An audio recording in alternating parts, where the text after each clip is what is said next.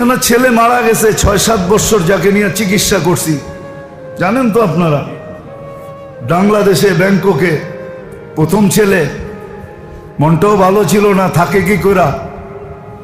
তা আমার লুঙ্গি পড়া ছিল, পানের ডাব্বা হাতে ছিল, আমি পান খাইতেছিলাম, জামায় বুতামও ভালো মতো লাগানো ছিল না। আমি যখন জার্মানি এম্বাসিতে ঢুকি তো যারা বৈশা আছে ভিসার জন্য সবাই আমার দেখে খিলখিলায় হাসা দিছে যে দেখো মোল্লায় এসে চেহারার অবস্থা কি, এ আসছে জার্মানির ভিসা নিতে, তাও সেনজিন। আমি কাউন্টারে যখন দাঁড়াইছি তো মহিলার অনেক গয়না পড়া ছিল, যে আমার ইন্টারভিউ নিতেছে, অধিকাংশ গয়না কালো। তা আমাকে জিজ্ঞেস করতেছে কি করো, আমি কি ব্যবসা, কি ব্যবসা, এই ব্যবসা। আমার গয়নাগুলা কালো হয়ে যায় কেন? আমি বললাম তুমি পারফিউম বেশি ব্যবহার করো তো স্প্রের কারণে গয়না কালো হয়ে গেছে। আমিগুলো হোয়াট করবো কি দিয়ে, পরিষ্কার করবো কি দিয়ে? আমার কারখানায় আসো, এত দূর যাওয়া তো সম্ভব না, তুমি ঘরোয়াভাবে বলো।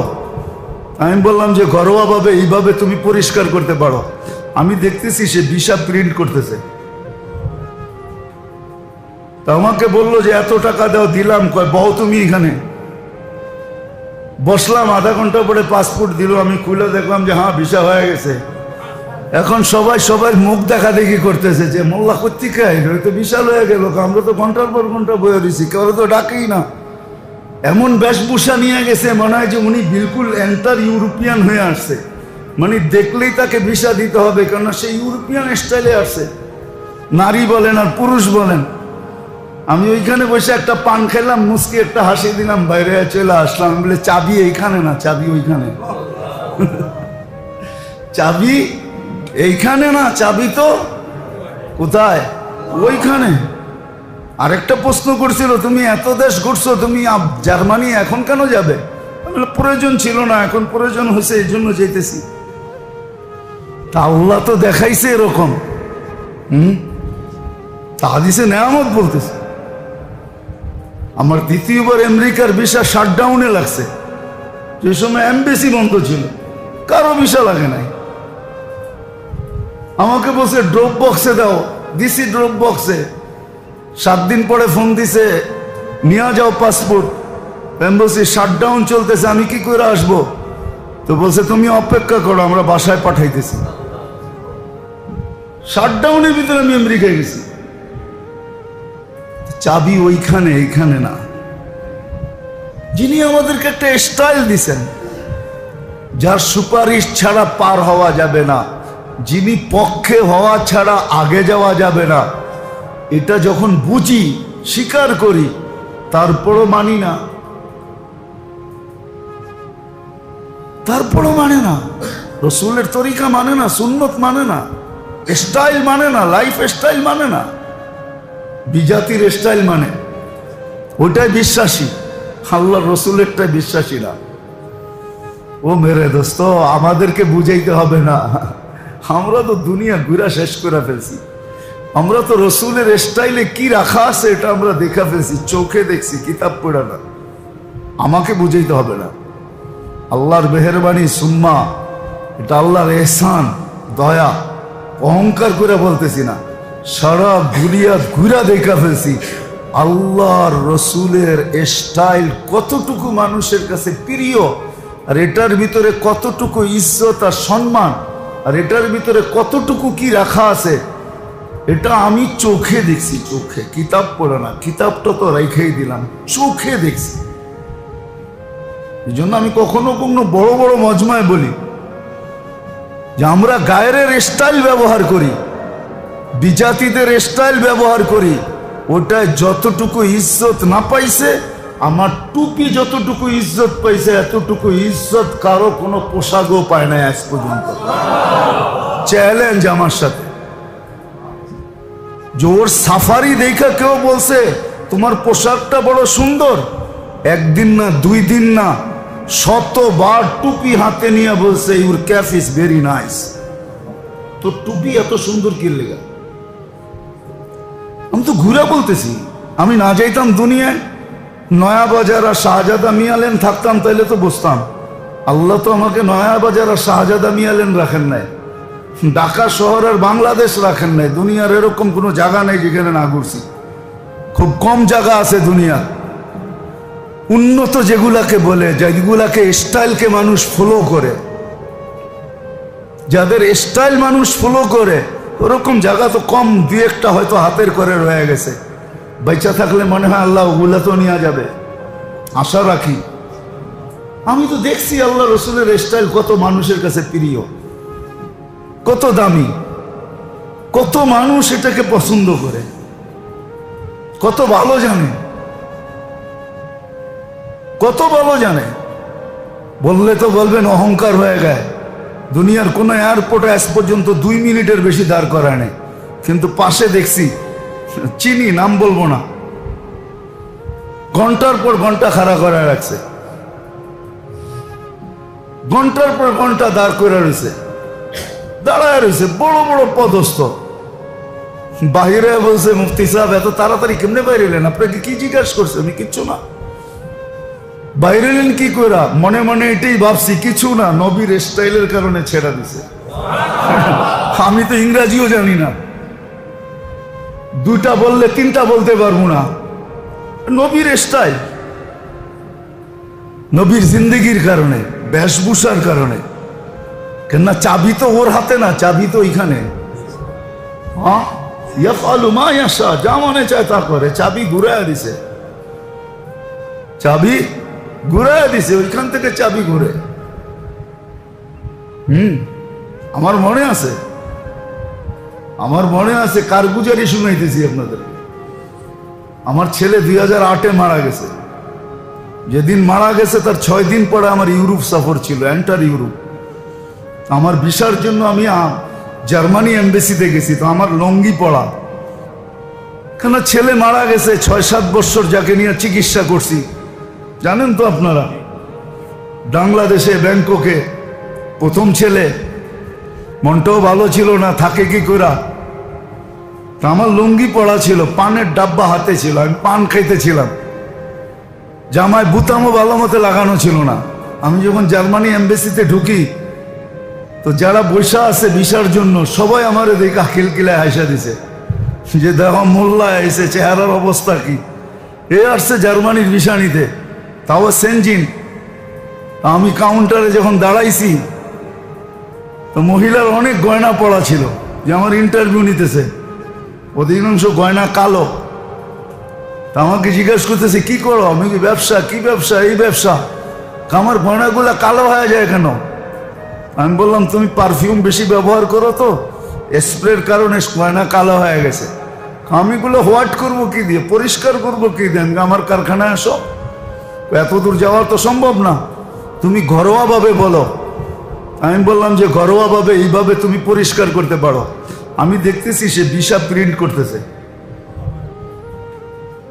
তা আমাকে বললো যে এত টাকা দাও, দিলাম। কয় বউ তুমি এখানে।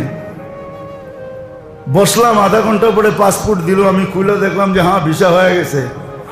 এখন সবাই সবার মুখ দেখা দেখি করতেছে, যে মোল্লা কোত্থেকে আইলো, তো বিশাল হয়ে গেল। আমরা তো ঘন্টার পর ঘন্টা বয়ে দিছি, কেউ তো ডাকেই না। এমন বেশভূষা নিয়ে গেছে, মনে হয় যে উনি বিলকুল এন্টার ইউরোপিয়ান হয়ে আসছে। মানে দেখলেই তাকে ভিসা দিতে হবে, কেননা সে ইউরোপিয়ান স্টাইলে আসছে, নারী বলেন আর পুরুষ বলেন। আমি ওইখানে বসে একটা পান খেলাম, মুসকি একটা হাসি দিলাম, বাইরে চলে আসলাম। বলে চাবি এইখানে না, চাবি ওইখানে। চাবি এইখানে না, চাবি তো কোথায়? ওইখানে। আরেকটা প্রশ্ন করছিল, তুমি এত দেশ ঘুরছো, তুমি জার্মানি এখন কেন যাবে? প্রয়োজন ছিল না, এখন প্রয়োজন হয়েছে, এই জন্য যেতেছি। তা আল্লাহ তো দেখাইছে এরকম। তা হাদিসে নেয়ামত বলতেছে। আমার দ্বিতীয়বার আমেরিকার ভিসা শাটডাউনে লাগছে, যে সময় এমবেসি বন্ধ ছিল, কারো ভিসা লাগে নাই। আমাকে বলছে ড্রপ বক্সে দাও, দিছি ড্রপ বক্সে। 7 দিন পরে ফোন দিছে, নিয়ে যাও পাসপোর্ট। আমি বলছি শাটডাউন চলতেছে, আমি কি করে আসবো? তো বলছে তুমি অপেক্ষা করো, আমরা বাসায় পাঠাইতেছি। শাটডাউনের ভিতরে আমি আমেরিকায় গেছি। চাবি ওইখানে, এইখানে না। তো যেটা বুঝাইতেছিলাম, আজকে আমরা বাহিরটা দেখি, ভিতরটা দেখি না। অথচ স্বীকার করি যে হায়াত আল্লাহর হাতে, মৌত আল্লাহর হাতে। একটা মুসলমান স্বীকার করে ওই আল্লাহ ডাকে যার হাতে হায়াত, যার হাতে মৌত, তারপরও ঘাড় ব্যাকা করে চলে যায়, মসজিদের দিকে আসে না। তো স্বীকার করে হায়াত আল্লাহর হাতে, মৌত আল্লাহর হাতে। চাইলে বাঁচাবে, না চাইলে সুস্থ ব্যক্তিকে জাগারটা জাগায় মারবে। হ্যাঁ, এটাও বলে দিছি, মৌত কারণ নিয়েই আসবে। কেননা মালাকুল মৌতের প্রশ্নের উত্তরে আল্লাহ এটাই বলছিলেন, সাজআলু লিল মৌতি সাবাবা, আমরা মৃত্যুর কারণ বানায় দিব। ইয়াযকুরু সাবাব ওয়া ইয়ানসাক, মানুষ সব কারণ নিয়ে আলোচনা করবে, তোমার নাম ভুলে কেউ উচ্চারণ করবে না। আজকে আমরা কারণ নিয়ে আলোচনা করি, কিন্তু মালাকুল মৌতের নাম কেউ নেয় না। যে উনি আয়সা নিয়ে গেছে, কিন্তু নিয়ে যায় উনি। তো যেটা বুঝাইতেছিলাম, বাহিরের দুশ্মন নিয়ে তো সারাদিন ভাবি যে কে আমার দুশ্মনী করে, কে আমার উপরে আঙ্গুল উঠায়, কিন্তু আমার ভিতরে যে আমার দুশ্মন বসা আছে। দুনিয়ার দুশ্মন তো 60-70 বছরের মেরে দোস্ত, ভালো মতে বোঝেন। 60-70 বছর এই জগতে আর কোনো এর আগে কোনো কাজ করার ক্ষমতা নাই, কিন্তু আমার ভিতরেরটা আমার চিরদিনের দুশ্মন। এগুলাকে শিখা চিনা উচিত যে আমার ভিতরে আমার দুশ্মন কে। আমি দুই একটা দেখায় দিতেছি। আজকে যে আল্লাহর হুকুম নবীর তরিকা মতো চলতে পারতেছি না, যেই নবী আমার জন্য সবকিছু করে গেলেন, চোখের পানি কোনোদিন শুকাইতে দিলেন না, রাত্রে কোনোদিন আরামে ঘুমাইলেন না, ভালো কোনোদিন খাইলেন না, ভালো কোনোদিন পড়লেন না, ময়দার রুটি পর্যন্ত টাচ করে দেখলেন না। আম্মাজান কোনো এক সময় আয়েশা রাদিয়াল্লাহু তাআলা আনহার সামনে ময়দার রুটি দেওয়া হয়েছিল।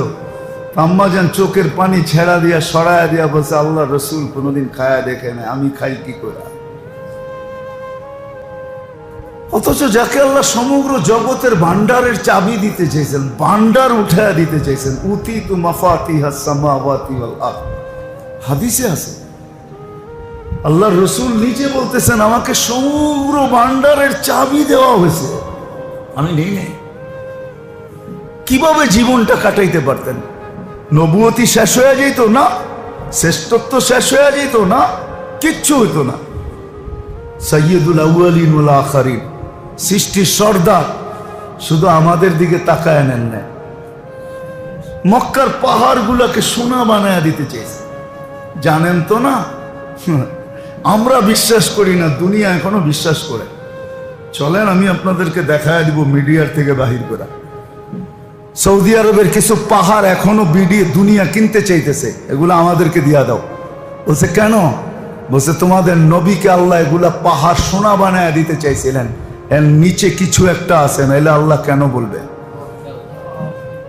ওদের এতটুকু বিশ্বাস আছে, কিন্তু আমরা উম্মত হয়ে বিশ্বাস করি না, নবীর তরিকা মানতে চাই না। মানতে কিসে দেয় না আমাকে, এটাও আমি বুঝাইতে চাইতেছি। আমাদের বিবেকই আমাদের দুশ্মন, আমাদের বুদ্ধি আমাদের দুশ্মন, আমাদের মন আমাদের দুশ্মন, আমাদের বিদ্যা আমাদের দুশ্মন। এরকম অনেকগুলো আছে যেগুলো আমাদের দুশ্মন, আমাদের ভিতরেই আছে। আমার মন আমার দুশ্মন, আমার বিবেক আমার দুশ্মন, আমার বুদ্ধি আমার দুশ্মন, আমার বিদ্যা আমার দুশ্মন। সেই আমাকে বুঝাইতেছে, এটা সেটা বুঝাইতেছে, সেই আমাকে বুঝাইতেছে, পট্টি পড়াইতেছে, আমাকে নিয়ে খেলতেছে। যদিও এই চ্যানেলগুলা শয়তান ব্যবহার করতেছে, বললাম না ভিতরে চ্যানেল ফিট করা আছে। শয়তান এই চ্যানেলগুলা দিয়ে আমাদেরকে নিয়ে খেলতেছে।